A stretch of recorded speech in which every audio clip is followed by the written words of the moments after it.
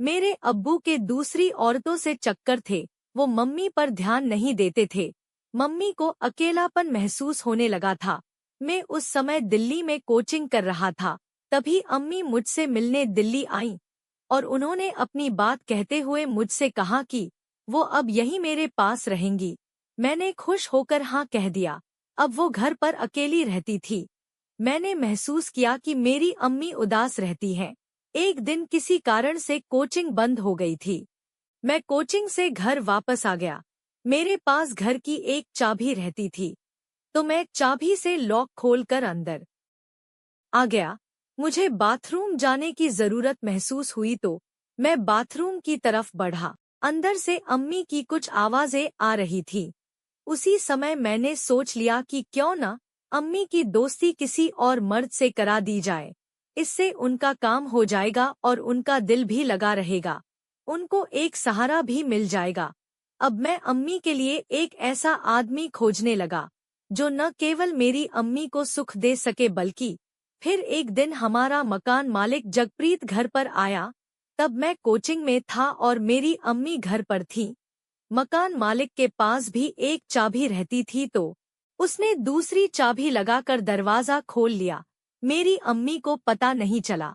वो उस समय बाथरूम में थी और घर में अकेली होने के एहसास के चलते मेरी अम्मी बाथरूम से बाहर आ गईं।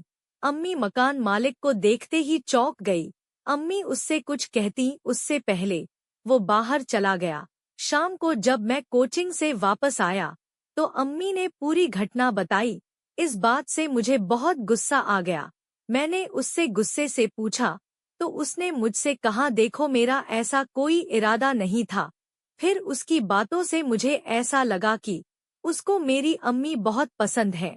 उसने कहा, तुम्हारे अब्बू बहुत किस्मत वाले हैं कि उनको इतनी खूबसूरत औरत मिली है। उसकी इस बात से मैं थोड़ा मायूस हो गया और मैंने उसको बताया कि मेरी अम्मी बिना अब्बू के कितनी अकेली है। उनको कोई प्यार नहीं करता।